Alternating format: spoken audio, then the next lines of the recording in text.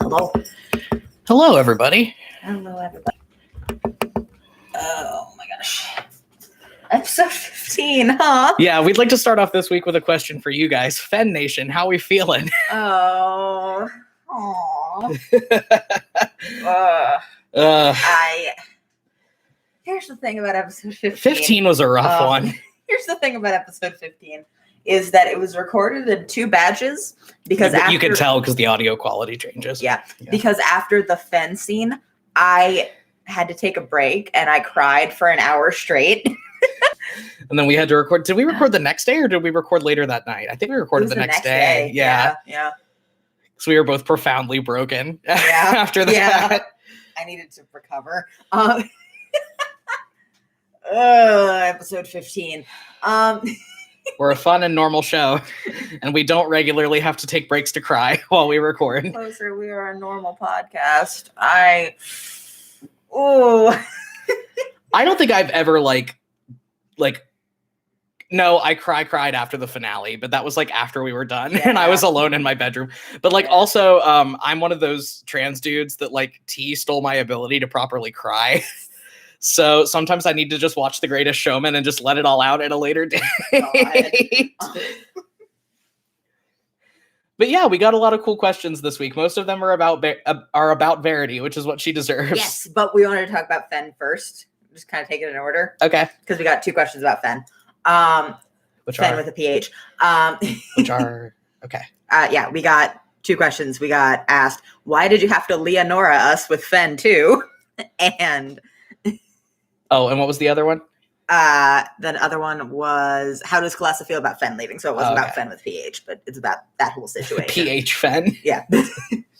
How else am I supposed to? I know. My best, man. I know. Well, I do feel like at that point we did kind of have to do it because I think that just Fen as a character at that point was just at his breaking point. Yeah. And was the whole thing about Fen as a character is that on a fundamental level, he is just desperately clinging to the status quo and to the life that he has built around himself. Yeah. And the existential threat and just having to watch that life collapse around him. Yeah. And not knowing why. Yeah. I think really put him at a breaking point where he was I just can't anymore. Because if you look at things from his perspective, Fen doesn't know anything. He doesn't know about the beacon. He doesn't know about he doesn't even know that Soren's dead. Yeah. He doesn't know about any of that. And so it's basically just him watching his entire way of life and his entire spectrum of everything that he thought to be true just kind of falling down around his head, and he has no justification for it. He has no reason for it. Yeah. And so I think at that point, I don't think he wanted to give Fee an ultimatum, even though that's kind of how it turned out. Mm-hmm. But it was just kind of, he needed to either set that boundary and have things change, or set that boundary and get out of the situation. Yeah. Yeah. And that's valid of Fen. As bad as the situation is, I don't think either Fee or Fen was wrong, if that makes sense. I especially don't think Fen was wrong. Fen has no idea what the fuck's going on. Fen was setting a reasonable boundary and setting a reasonable expectation of, hey, I would like to have some information.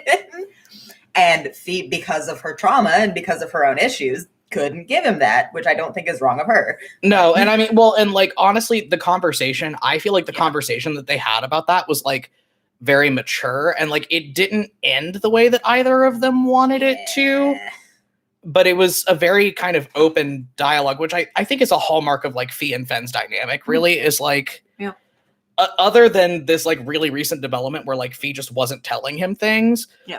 Usually other than that, they have a dynamic. Sorry, our cat is being naughty. Pidge, stop it.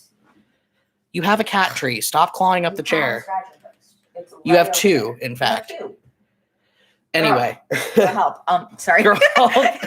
Pidge, help us out here. Girl, help. Come on. Anyway. But So yeah, I mean, like, kind of up until recently, like a big hallmark of their dynamic is just that, like, they do talk really openly with each other, and they like keep things pretty plain. Yeah. So I think that was kind of a callback to the dynamic that they had before, that it was just like all of this shit has changed and something has to give, and then the other party was like, it can't, and then Fen was like, okay, cool, peace.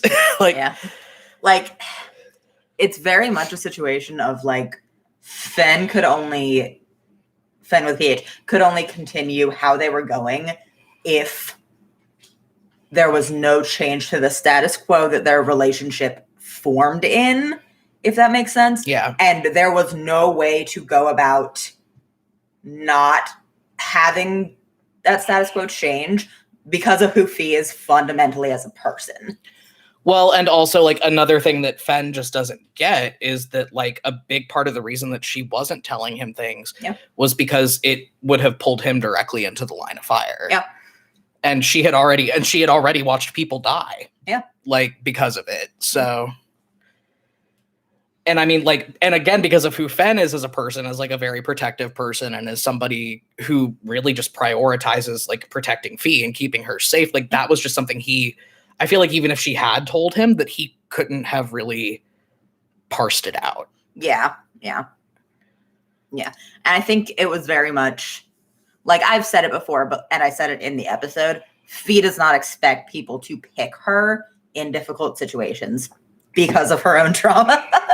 So like, even up to the point of Fen saying, but I would, like, I feel like once they got to that point where Fen was like, but I would, then Fee kind of fell back onto that, oh my God, like people have already fucking died for this. Like he can't. Yeah. Like, yeah. Yeah, exactly. So yeah, it did kind of have to happen. But we're sorry. Don't count Fen out yet. This is not the last we have seen of Sir Tormare, but absolutely not. But we're sorry. We're not, because it's storytelling, but like I'm kind of sorry. It made us cry too. Yeah, it made us also very upset. How does Kalessa feel about Fen leaving? Yes. Kalessa feels a lot rougher than she, I think, lets on, because now that Fen is gone, I feel like Kalessa has kind of stepped up to bat. Yeah. To be that person that is like really invested in keeping Fee safe and kind of keeping her on the level. Kalessa and Fen are pretty good friends. Yeah. And I think him just being gone, and again, like, there's a lot that Kalessa doesn't know because of this like complicated way that Fee is relating to the people and relating to her friends and kind of parsing out everything that's going on with her right now. It just ends up that a lot of people don't know a lot of things. Like, really, I'm trying to think of somebody on Team Fee that has the whole picture. Not even Sabine does. Yeah. Like, which, like, that's not what Sabine doesn't know is not because of Fee. What Sabine doesn't know is because certain developments, like everything with Ereve and everything with the portals, happened in a sphere of beacon operations that Sabine was not a part of. Yeah. And that's the thing about the beacon, is like, because of the schism and because there's no central authority in the beacon and because there's nobody really steering the boat, and it's all a lot of people trying to either A, find out the truth, or B, kill each other. Yeah. There are certain members of the beacon who like have, if the beacon all got together and sat down and talked about everything that everybody knew, the podcast would be over. Like, if Ereve, Sabine, Soren, and a couple other people that we're going to meet in season 2 had all had the opportunity to just sit down, Alasha. And a couple other people that we're going to meet in season 2 had all had the chance to like sit down and share communally what everybody knew, the podcast would be fucking over. I think of the people in the podcast that we meet, Alasha comes the closest to having the full picture of the situation. Yeah, because of things that go down with Fee later. Yeah. And she is choosing not to share. Alasha is very complicated. Yeah, but anyway, when we say that Alasha is our morally gray MILF for the series, oh boy howdy. But yeah, going back to like Kalessa's feeling in the situation, I get the impression that like where Kalessa's at is she is in a situation where she has to choose between the people that she is close to that she can help, and Fee is in immeasurably more danger than Fen is. Yeah. Like, well, and now Fen is not close. Like, he's exactly. gone. Yeah. And I mean, also, I meant emotionally close. yeah, but and also, you know, like the difference between Fen and Kalessa is that Fen had that sort of drive and that sort of moment where he was like, I have to know what's going on because of who he is as a person, versus like multiple times throughout the season, we see Kalessa come to Fee and be like, hey, is there anything you want to tell me? And Fee says, I can't. And Kalessa says, okay. Yeah. And that doesn't make Fen right or Kalessa wrong or Kalessa right and Fen wrong. It's just like who they are as people and how they parse out having the full picture versus preservation of the person that they are trying to keep safe. And I think Kalessa knows, especially after watching everything that went down with Fen, that the best way she can keep Fee safe is by being this person who kind of just has her hands up and is like, you don't have to tell me, like, I'm here for you, but I don't need the full picture. Yeah. Something. There's a deeper meta that somebody should write about being close to people in abusive situations. But this is a lighthearted Q&A show. But yeah, Kalessa is very sad about Fen leaving, but we're not really going to get to see a lot of outward expression of that because Kalessa is very much holding it down for Fee right now. And because there's so much going on. And because there's just so much else going on. Like, the Beacon plot goes on for 3 seasons, and it only gets more complicated from here. Also, we're at the point of season 2 where we started to realize how much plot we still had. We had to cram in before we got to the finale. Yeah. And again, there's like, a lot of plot. There's a little bit of rush on the back half of season 1, which, you know, again, we've said this in previous weeks. Like, if we could go back and do it all over again, I would add like 5 more episodes. Yeah. Just so we could get the character development and the plot that we need. But just because we're not coming back to Astraria until late season 3, like, we just had to shove it, especially in the Fee episodes. We had to just shove a bunch of plot in there. Yeah. I would argue there was a lot of plot that had to be jammed into the Leo episodes too. Yeah. I don't feel like the quality suffered. I just feel like there's a lot of stuff that you have to infer happened off screen. Yeah, and then, there's just more that could have happened. Yeah. Like, there's more we could have gone into. No, I don't think the interpersonal dynamics really suffered either, because I think, you know, even if we had more episodes, like, Fee wouldn't have changed her mind about how she was going about her situation. Fen would still have left because of that. Like, you know, everything would have played out the way it had. We just would have had more screen time for that sort of thing playing out. Which I think if we had like 5 more episodes, it would have been much more like early, like especially early Leo episodes where there is plot going on, but we have room. But also there's jokes. A fun bar fight. Yeah. We have room to have fun bar fights and make jokes. And there's no room for that. No. Yeah. That's just how the cookie crumbled, but which is funny because the episodes get longer towards the end of season 1 too. Because episode 18 is an hour and 20 minutes long, if I remember correctly. An hour and 23. Yeah, and episode 16 is an hour and 18. Yeah. And episode 20 is an hour and 20. Yeah. So yeah, like we drift closer to hour and a half episodes towards the back half of the season because we're just trying to get that plot in there, man. Yeah. We got it. We have shit to cover. Yeah.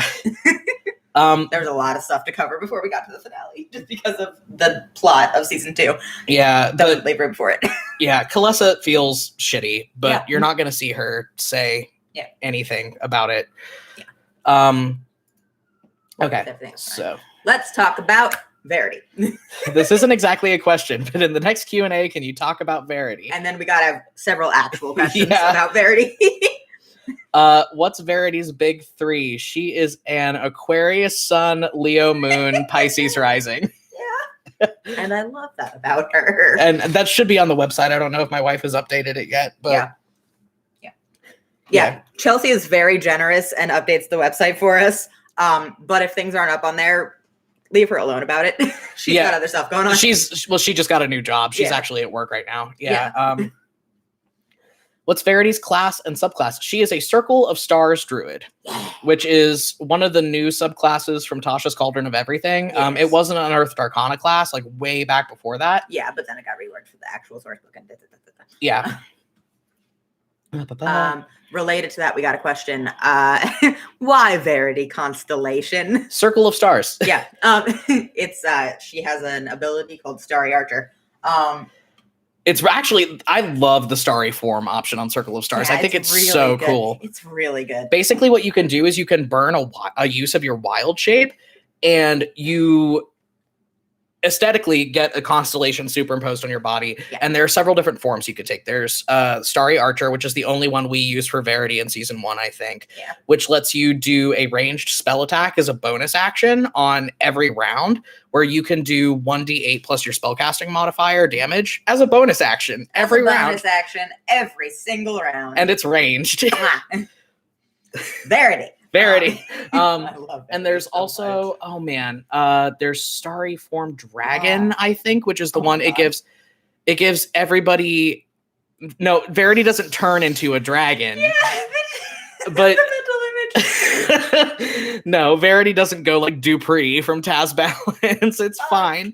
But I think that one gives everybody around you, I believe, resistance against the frightened condition. Yeah. And then there's one that amplifies your healing. Yes. Yeah. And I can't remember what form that is. But yeah, Circle of Stars druids are fucking dope. Yeah. That's what Verity and her mom both are. Pretty much any druid, anybody in that enclave of people living in the Silent City that's a druid, they're a Circle of Stars druid. Yeah. And that's not to say that everybody in that enclave is a druid. They have a couple different subclasses, and we'll go into it later. Yeah. we had a side character named Panache that was a ranger that we never got to meet, and I was really sad about it. Yeah. That was so sad. Oh man. Panache. That's all the questions. Okay. Person. Okay, and then and now we're gonna talk Fee's mom. So massive spoilers. Well, we're gonna be careful to not do anything too massive. Yeah, but everything that goes in the Q&As is spoilers for the most recent episode. Talking about Fee's mom is a major one. Yeah. Wow. Does Fee's mom worship the Stormbringer? Yes. Yep. Everybody in that enclave of people does. Yeah. Well, maybe not everybody, but that's what that whole enclave of people is founded on. Yeah. Around being a group of people that worship the Stormbringer that live in a country that is a theocracy and doesn't like that. Yeah. So that's why they live in the Silent City. Yeah. Because people that live in a theocracy that has already performed cultural religious-based genocide for the crime of worshiping this goddess, who said, yeah, so that's why they do it anyway. Yeah, that's why they live in the Silent City. Yeah, guess what the penalty for heresy is in Australia? I'll give you guys 3 guesses. But fucking hate it here. What do you have shit in Australia? Once again, I say, if we had to pick a place to live in Illyria, Australia's the bottom of the fucking list. The answer is just not Australia. Okay, yeah. I'm gonna have to go feed him because he's gonna keep being the dog is losing his mind, bro. Dude, what's your deal? I'm working on it. Sorry about that. We're adjusting to the fact that Chelsea is working afternoons now. Oh, Woody's going off the shits. Okay. What was the other question we had in there? I mean, just keep ripping because I have stuff to say about the other question. Oh, okay. We have more things to say about that.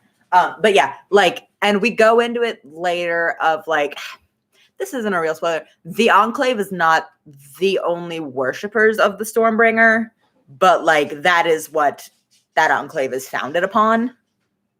If that makes sense. Anyway,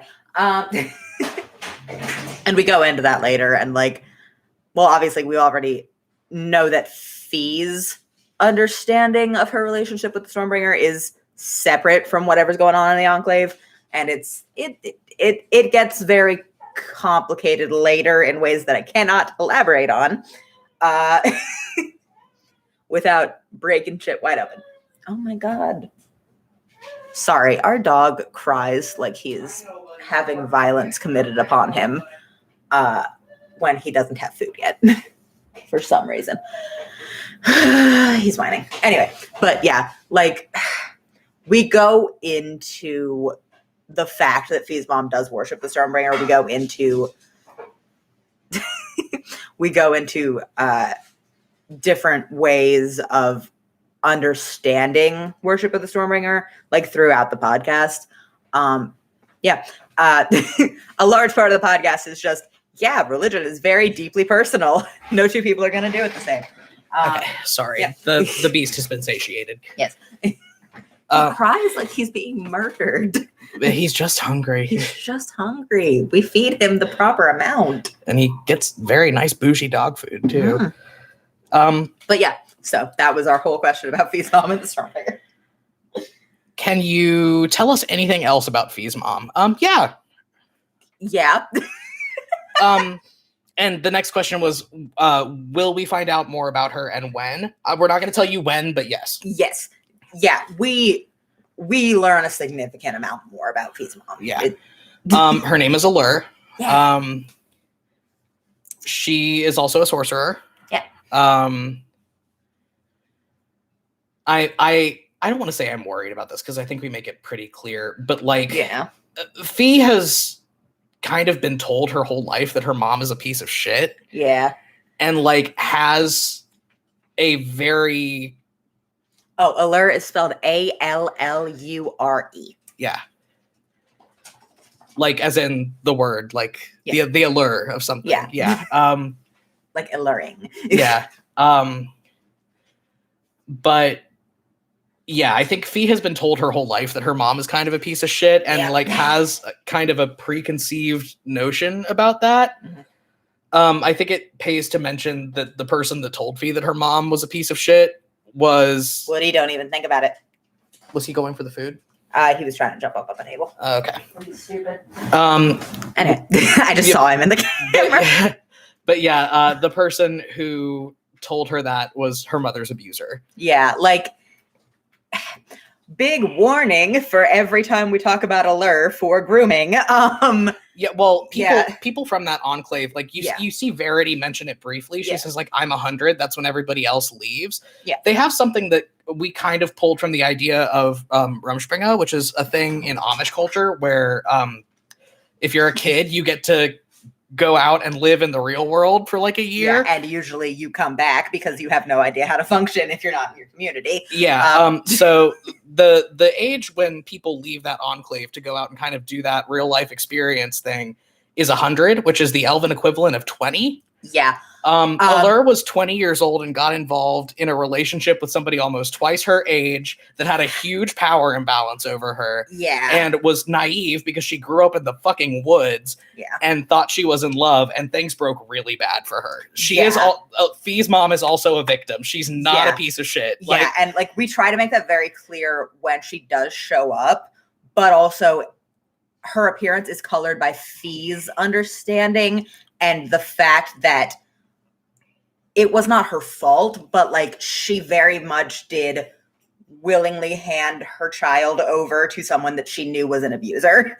So it's yeah, it's complicated. It's a complicated situation, and she's a complicated person. Yeah. All of that stuff just notwithstanding, already she was already kind of a complicated person. We're just very afraid of people blaming her for her situation.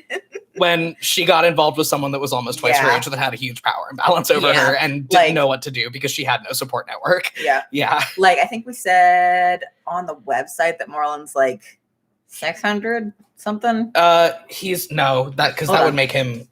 He's in his 60s. Yeah, we said he was... Math is hard. He's 305. Yes. Fee's mom is not... Fee's mom is, I think we said she's the equivalent of late 40s. Late 40s. Here, let me do that. Or mid 40s. I don't know. Yeah. Anyway, the point is that Moreland Valentine is well into his 60s and yeah. Yikes. And we just want to make that super clear. That's kind of something that we try to make it very clear in the podcast, but also like I said, every experience that we have of Allure is colored by Fee's feelings. Yeah, which again, like we've Which talked are about, complicated. well, and we've talked about how that's like kind of a limiting factor Yeah. in the scope of our storytelling too, is like Yeah. we only have these two people and you can only know anybody through these two people's perception of them. Yeah.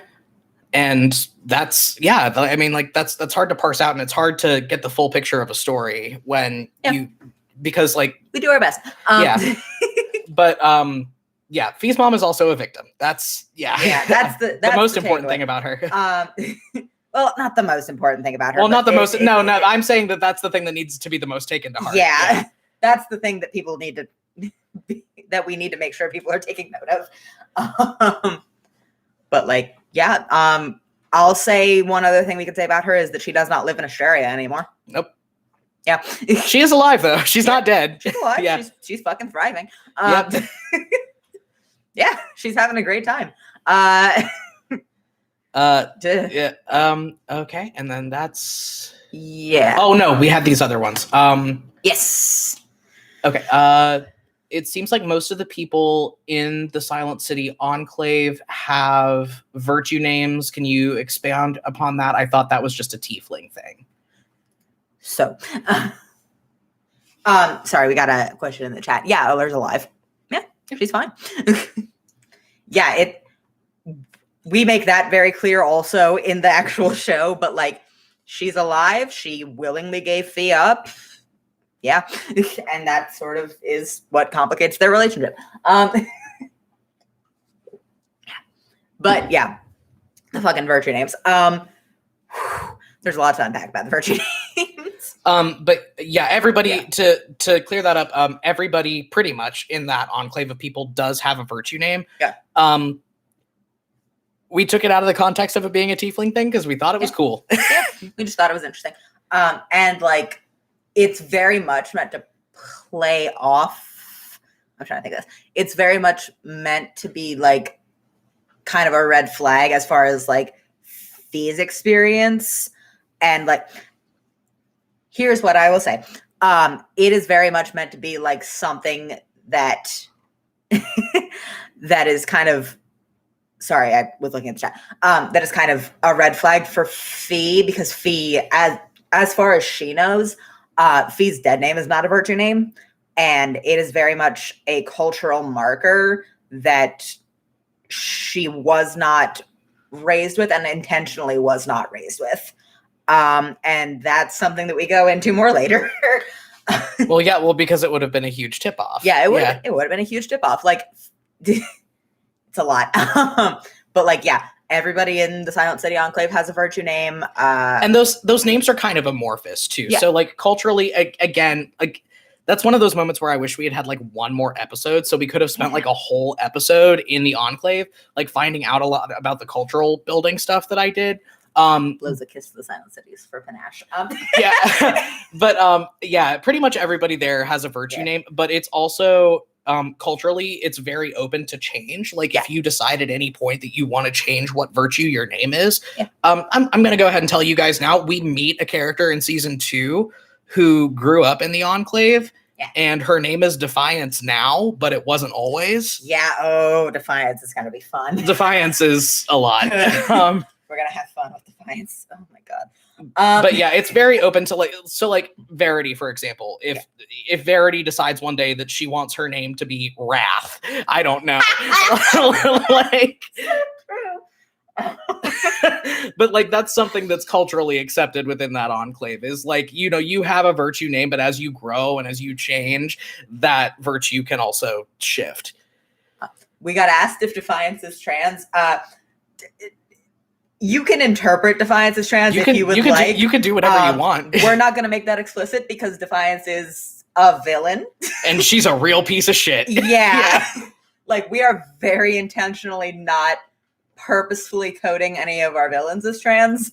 And Defiance is a real piece of shit. Like, yeah. We'll go into that. But yeah, like, and that was kind of the vein of which we went about naming like any of the characters that were going to be related to that enclave, like Honor, Verity, Defiance. Fun fact, we've already seen Defiance. See if you can find her. Not episode 15. Oh shit! Never mind. Shut. 2 weeks. Sorry. Sorry.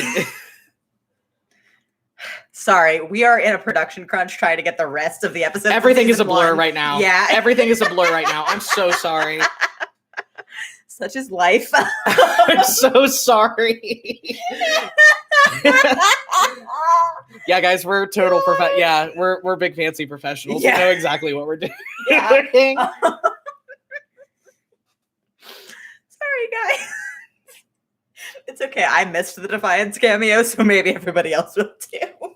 Which is so funny because Yeah. you helped with her fucking character design. Yeah. But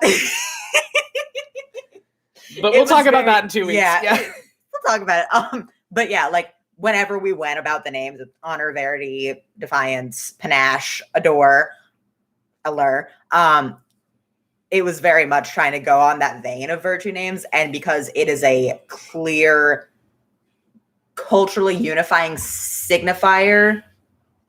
Sorry, I guess is the best way to put it. I'm trying to figure out words. Well, because nobody else in Australia has yeah, virtue exactly. names. Yeah, Yeah, like, exactly. yeah. Like it is very much meant to be it is very much meant to be a cultural signifier, and it is very much meant to be read as something that was specifically denied to Fee, because Moreland Valentine is a piece of shit. Like, and didn't want her to have any way Yeah. of finding out. Well, Moreland doesn't even really have. Yeah. The thing about Moreland Valentine is a big bad that is actually so funny to me he's fucking stupid. is that he's so dumb. he doesn't have know the- fucking He's not a anything. fucking mastermind. He's Yeah. not a puppet master. He doesn't have any fucking idea what's going on. Yeah. He's been eating. He's a mediocre middle-aged man. He's been eating breakfast next to one Yeah. of the chief people in the Yeah. fucking Beacon for Yeah. like 200 years now Yeah. and has no idea that it exists. Yeah. He doesn't know that there are people living in the Silent Cities. Yes, He he's doesn't dumb as know fuck. anything. He's a mediocre middle-aged man who has a position of power that he did not earn. Like, it's so funny to have him as a big bad because he doesn't know fucking anything. No. He is getting by on sheer charisma and bluffing. It is so Which, funny. like, you know, you could argue he's very good at. yeah, he's Like, that's- very good at Yeah, that. That's but- how he got where he is that he's Yeah. he's good at one thing and that's it.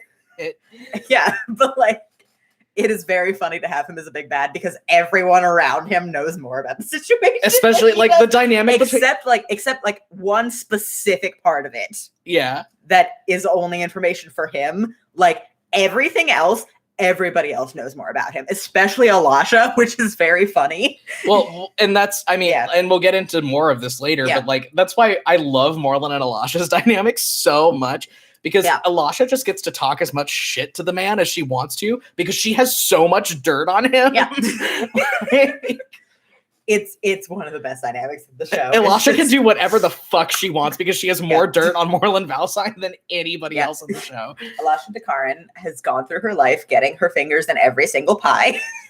And because of that, she can do whatever she wants now. Yeah. But yeah, like, no, he has no idea what the hell the Beacon is. He has no idea about that whole enclave of people. Yeah. He has no idea about any of that. Yeah, he just like kind of blindly guessed that the virtue names were important. I think it's what we've established because Allure had one. And because she was profoundly magically gifted Yeah. and like kind of Sorry, dog. I'm watching you. 1 second. Did he take something? Yeah, I forgot pages of 20. He's an asshole. That's for your sister. Leave that alone. Oh, it's fucking destroyed now. Sorry guys, 1 second. But yeah, like she was profoundly magically gifted. She was unprecedented, really, because she ended up. We love you. You're a dick. Yeah. She ended up rotating in some pretty high profile social circles because of reasons and Yeah. was unprecedented there. And he kind of, I think he kind of, he's not bad at being intuitive. Yeah. Like as far as his skill set goes, he could probably guess like, Man's got high whiz. yeah, like, oh, this means something. Yeah. I don't care enough to really dig into what it means. I'll take my kid now. Like, Yeah. yeah. Yikes. But yeah, the virtue names are something that we went about very deliberately. both the presence and the absence of them is something that is very deliberate in the writing. Okay, and what's the other one? Done. Oh, hi, Pedge. Why? Cat. What were some of your influences when formulating the people that live in the silent cities? Did you have any inspirations? I did, actually. So that group of people is based on a lot of research that I have done and a lot of personal experience that I have had of people that are part of Reconstructionist religions or pagan Reconstructionist religions. So the people that live in the Silent City are a Reconstructionist religion. They had very limited historical reference to the Stormbringer. Like most of anything related to her had been destroyed. Yeah. And you know, like even like statues of them and stuff like had been like we saw were like torn down in the Silent City. And we learned later that Verity doesn't know what a book is, but the entire library in the Ilnea Silent City was razed to the ground. Yeah. There's no written record. Most of the people there, I would say a vast majority of the people living there are illiterate. Yeah. They learn through oral tradition. Yeah. So I started thinking like, oh, it's a Reconstructionist religion. Okay, I have experience with that. And I drew a lot of influence from modern pagan Reconstructionist movements, especially Druids. Like, well, which is why Verity and her mom are both Druids. But I'm talking Druid as in the sense of a Celtic pagan priest. Yeah. There's a lot of modern day Druidry reconstruction that's going on all over a lot of the world, like in America, well, in Ireland and Scotland, obviously, and then also, you know, in America because of people of Celtic descent that came over that took those traditions with them. You've unlocked the infidom. Sorry. No, I'm saying that fondly. Keep going. But in like the 60s, 70s, 80s, there was a huge resurgence of pagan Reconstructionist religion that led to Druidic enclaves that have actually sprung up in the United States, and a lot of them actually still exist to this day, where it's like a compound of people who are all practitioners of Reconstructionist Celtic paganism that all just like live in one place, and it's basically like a monastic order kind of, where they like all live and they work the land, and it's like a commune kind of. That was where I drew most of my inspiration from, was from like the Druidic compounds, especially in the Pacific Northwest of the 70s and 80s. A really good book. I actually pulled a couple books off my shelf. If you're interested in finding out more about this, which I think it's really interesting, but that's because I have a dog in the fight.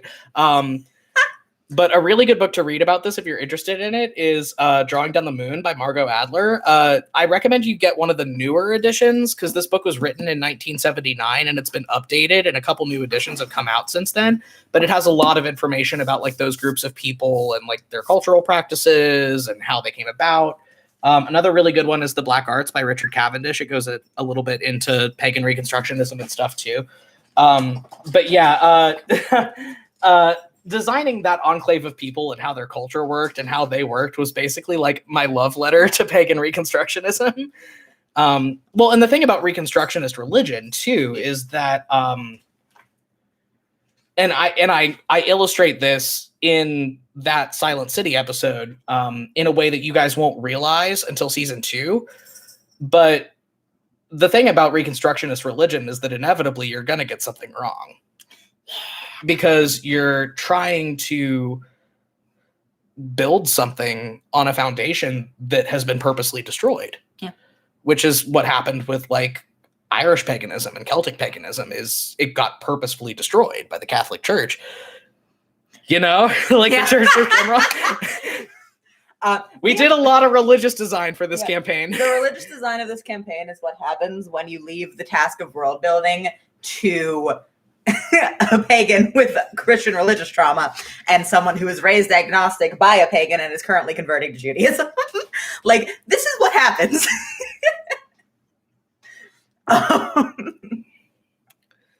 But yeah, so that's it's based on Neo. It's so good. It's based on Reconstructionist druidic conclaves in Yes. in the Pacific Northwest, essentially. Yeah. Did he just break into the bedroom? No. Oh, okay.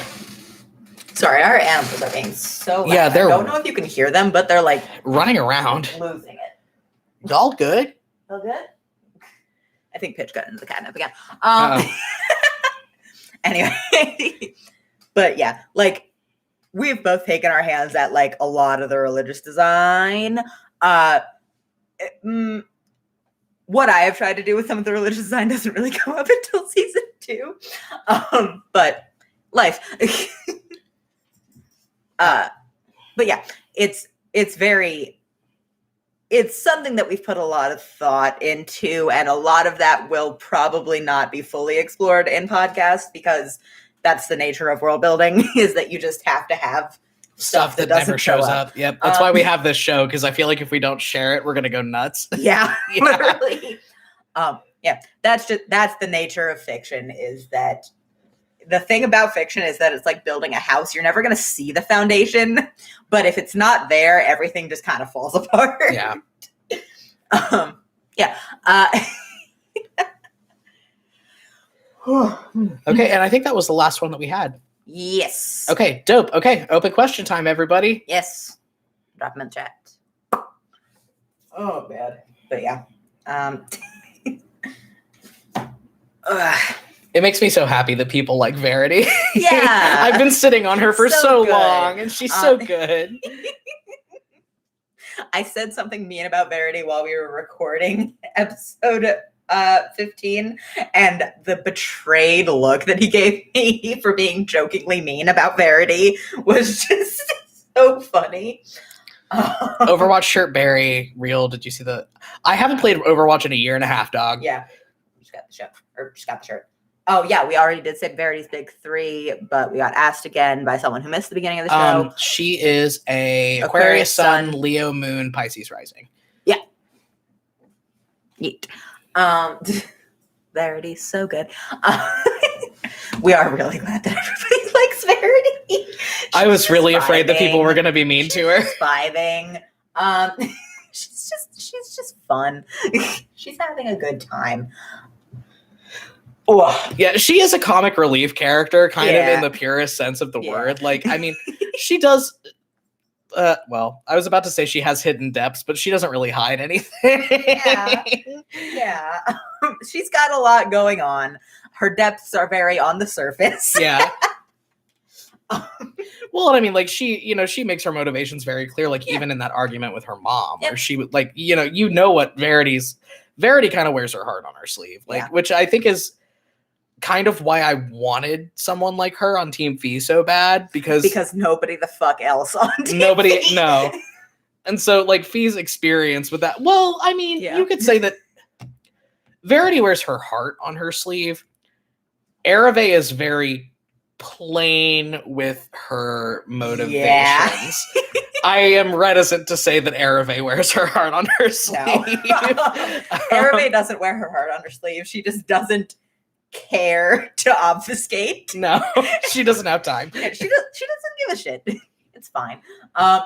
Which I think, like, and I love that kind of like, because those are the two late season 1 additions to Team Fee. I love that it's Verity or Ereve and then Verity. Yeah, back in to that back. order. Yeah. Somebody said in chat, Verity and Fee and Ereve are all different flavors of autism, and I love that for them. That's so true. Yeah. We intentionally or unintentionally, I think you could make an argument that every character in Compelled is autistic coded, just because two autistic people write a podcast. Yeah. But like Fee, very I don't know. I don't think Leo is. Yeah. I would argue that Leo is definitely coded as neurodivergent. Yeah. Because I wrote Leo pretty explicitly as being borderline, but Ereve was explicitly written to be autistic coded. Yeah, Verity, as was Fee. Verity just kind of turned out that way. Yeah. But like Fee and Ereve's entire dynamic is a love letter from two autistic people that have been friends for 10 years about autistic friendships. Oh, I hate this shitty little kid. Something I think I actually said about you in the early days of our friendship. I said Ereve, not Verity. Oh, whoops. Yeah, oh, but, whoops. But yeah. It goes both ways because we've both known each other for 10 years. Yeah. And have seen each other become very different people. Yeah. God. But like, yeah, the entire Ereve and Fee scene in episode 15 of just like Fee going, what did she say? I know how to keep my tongue in my head. I just don't bother with you. Like, because you don't either. Yeah. Autistic to autistic communication. Very intentionally.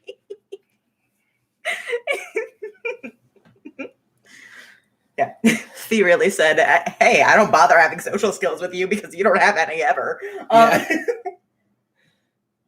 don't bother masking with you. You're going to be mean either way. I love Ereve.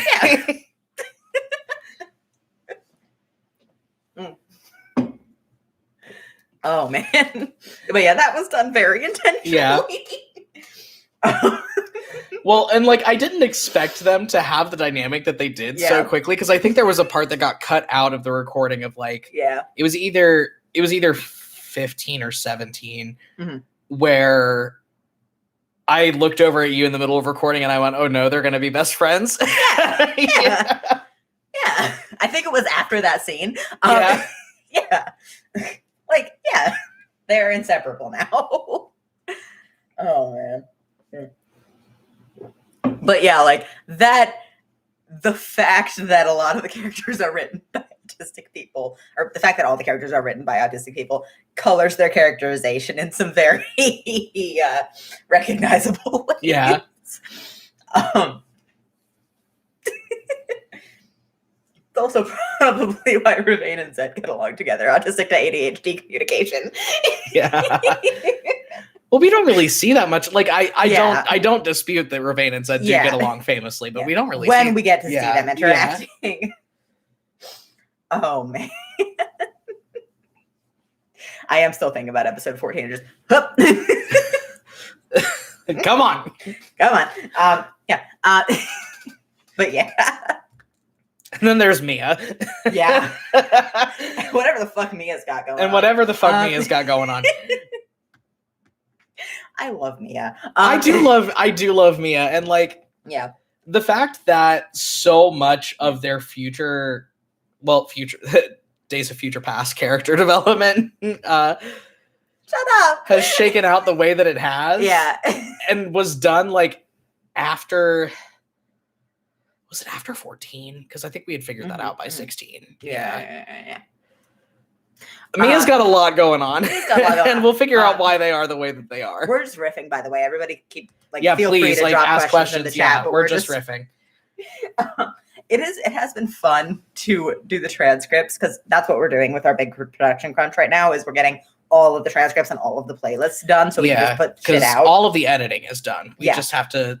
That's why I made that mistake earlier and thought that something happened in 15 that happened in 17 is because I've done like 4 transcripts this week. Yeah.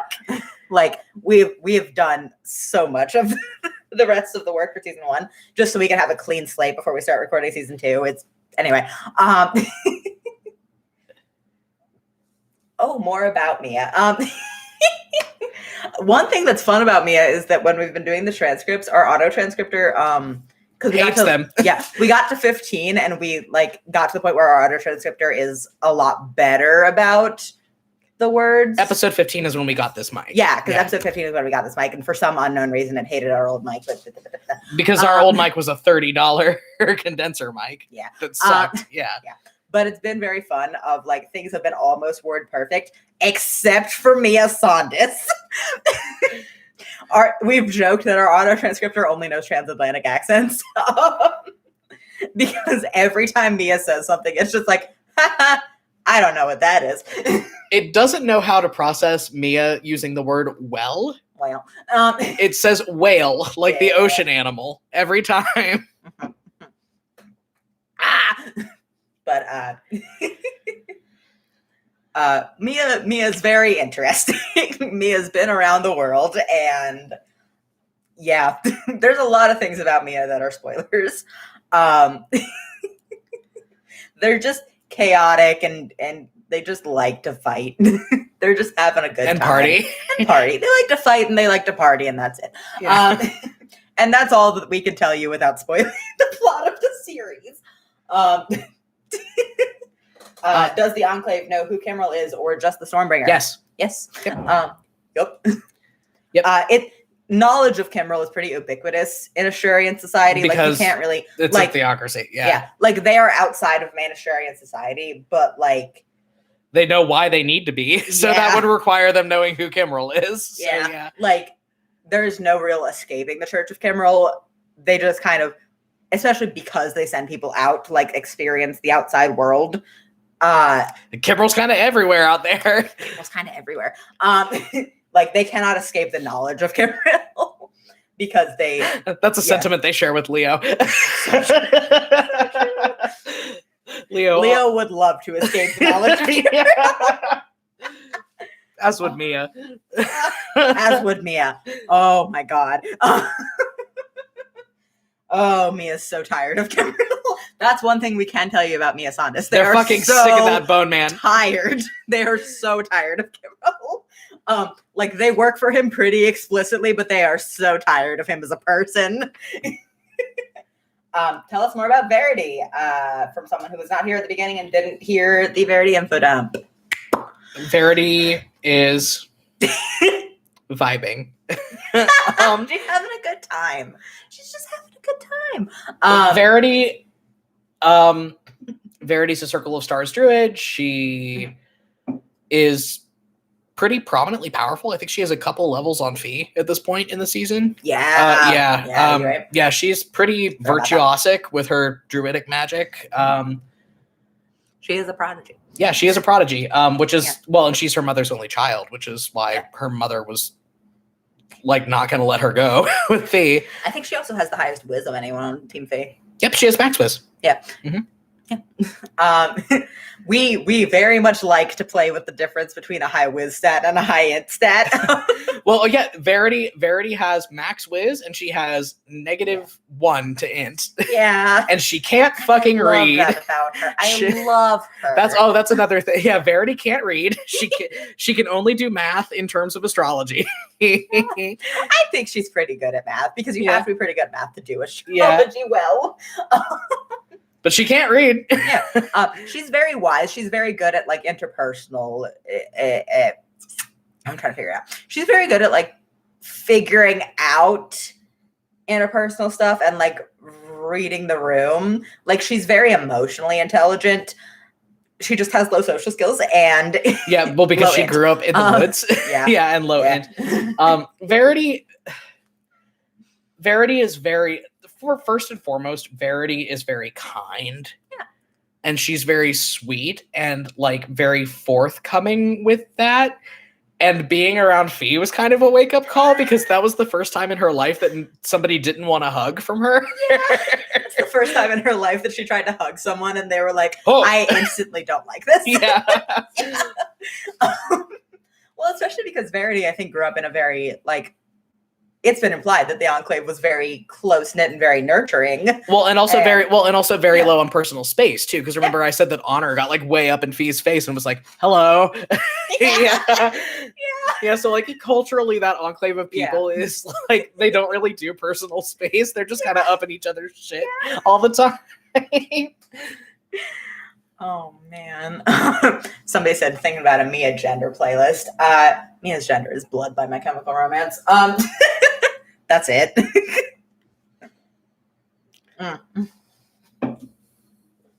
Oh man. Okay, we have 5 minutes left. So if you guys have any other questions, get them in the next 5 minutes. So but yeah, Verity's just trying to make it in the big world. Well, and also just like a small town girl. Shut up. No. I can't tell you. I love to say things. I can't tell you the name of the ship because that's a spoiler, but don't make me put Don't Stop Believin' on the playlist. God. I'm gonna lose my mind. Oh, that's my wife. Ooh, yes, dear. Hey, I forgot my keys. Can you let me in? Of course, you forgot your keys. I'll be right down. Whoopsie. Riff. I riff on what? Anyway. But yeah. Ooh, is there any chronic pain representativity? Alasha, for one. Yes, Woody. But yeah, like Alasha, we don't go into with a lot of detail in season 1, but like we've mentioned, Alasha walks with a cane. Alasha has a lot of chronic pain from like pretty extensive burn scarring. Yeah, it's pretty front and center of the things about her is that like, is that Alasha had a very tough time during the Volduran War, and okay, all right, there you go. And currently has a lot of chronic pain to deal with. I'm trying to think if there's anybody else. My brain. Hi, Charles. Hi. Hello. Friends. Sorry, this is the most Hi. Oh, rude. Dude. This is the most chaotic the last 10 minutes of the Q&A have ever been. We're adjusting to the fact that Chelsea's working afternoons now. Yeah. Yeah. Chelsea's got a new job. So true. Also, I don't know, Barry told you, but they're paying me $16 an hour. So true. Yeah. So not only is it less headache than Olive Garden, I'm getting paid more than Olive Garden. Yeah. Fuck Olive Garden. Sorry, I'm on a high from that. I'm so fond of you. Sorry, guys. I got my first paycheck today, and I was just like, all in. Yeah. Fuck yeah. Fuck yeah. All right, goodbye, friends.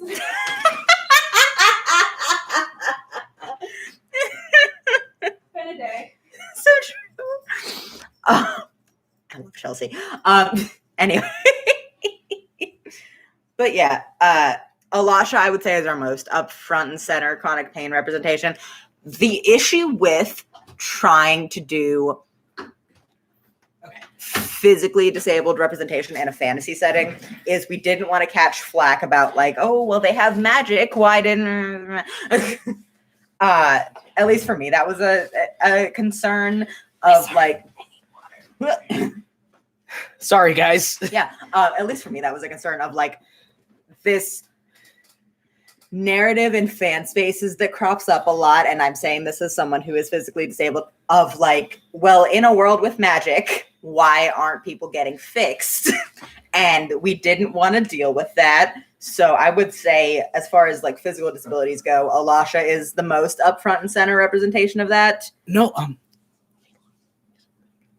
Oh yeah. Oh, and a character that comes up in season 2. Late season 2. Season 2. Wait, no, maybe early season 3. Oh yeah, that amorphous area. But because Vogveldur doesn't have a lot of any clerical magic. Yeah. Like, it was very much us not wanting to really. I'm trying to think of how to say this. It was very much us not wanting to deal with that, and me personally not wanting to deal with that. The YouTube chat does not show messages with swears. We're seeing them. It's under your settings, like individual settings. Apparently it's under your individual settings. If you want to yeah. see the fucks. Yeah, if you want to see people say fuck, it's in your individual settings, I guess. Goodbye, Chelsea. Bye, Chelsea. We are seeing all y'all's fucks. That's so funny. Okay, 3 minutes. Yes. But yeah, I would say as far as like physical disability representation, there are 2 major characters. In this campaign, anyway, I feel like campaign 2, we're gonna go a little hog wild with it. Yeah. Well, again, because campaign 2 takes place in Las Vegas, Nevada, which is like a very different story. Well, and one of the PCs of campaign 2 like has a health condition. Yeah. But yeah, it was kind of something that we didn't want to go super into in this campaign because we're playing in the high fantasy genre, and things get complicated there. Yeah. The high fantasy genre, notoriously, people who enjoy it are not awesome about representation of physical disability, in my experience, personally. Yeah. But yeah. But yeah, the reason Alasha is the way she is that she got laid out in the middle of like a 2-week battle. Yeah. Very far away from anybody that had the capability to heal her. Yeah. And by the time she got to somebody that could heal her, the damage was pretty irreparably done. Yeah. Yeah. Yikes. But yeah.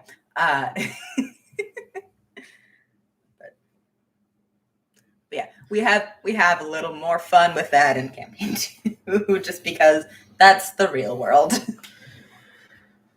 Okay. Any last minute questions? Because we're getting ready to wrap up. Yeah.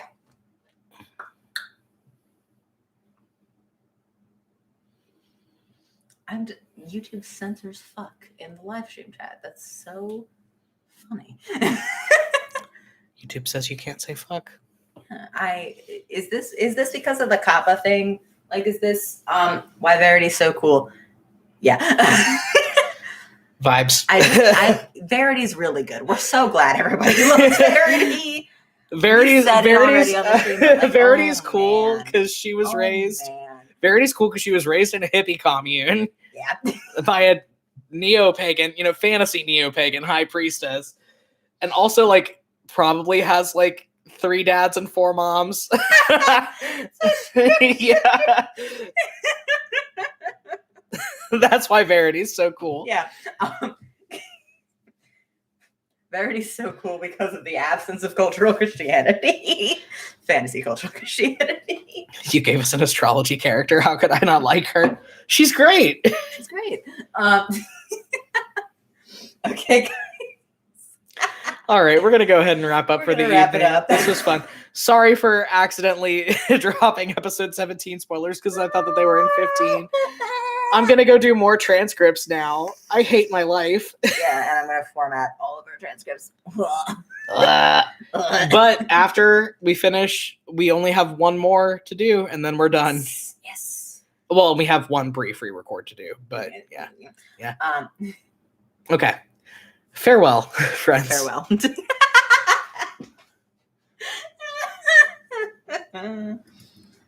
Oh, man.